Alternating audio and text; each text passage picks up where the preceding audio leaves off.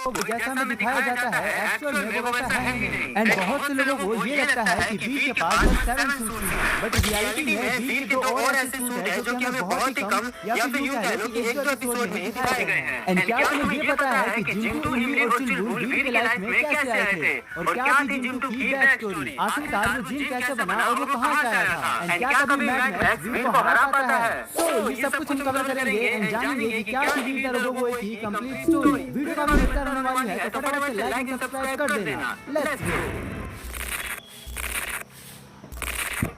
तो कहानी शुरू होती है फुर्सत नगर के एक महान साइंटिस्ट से जिनका नाम था डॉक्टर प्रेम सहाय, और इन्होंने इस दुनिया की रक्षा के लिए एक ह्यूमनॉइड रोबोट बनाया जिसके अंदर एकदम इंसानों की जैसे फीलिंग्स थी, बट वो इंसानों से कई गुना ज्यादा पावरफुल था एंड वो सारी चीजें कर सकता था जो एक इंसान कर सकता है।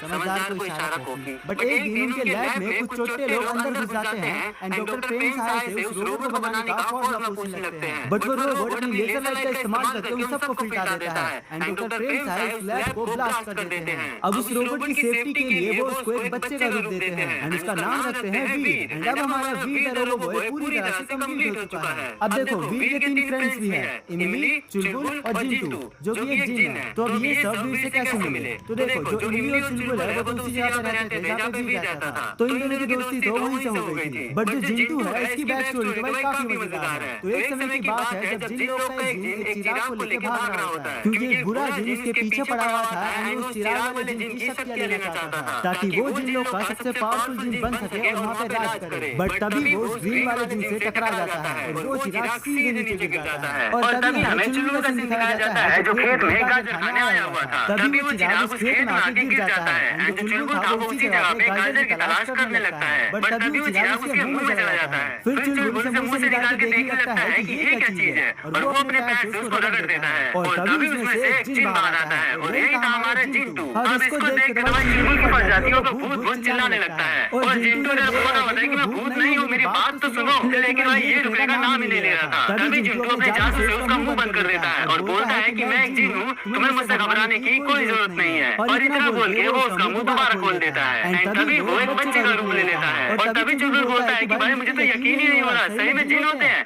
लेकिन तुम यहाँ पे क्या कर रहे हो? तभी जिंटू बोलता है कि उसके जिन लोग में एक सकूरा नाम का जिन है जो उसकी पावर सुनना चाहता है एंड उसे बचाने के चक्कर में वो नीचे गिर गया एंड इसके बाद दोनों एक दूसरे को अपना नाम बताते हैं। तभी जिंटू बोलता है कि आज से तुम मेरे मालिक हो, लेकिन चुलबुल बोलता है कि नहीं नहीं मैं तुम्हारा मालिक नहीं, मैं तुम्हारा दोस्त हूँ।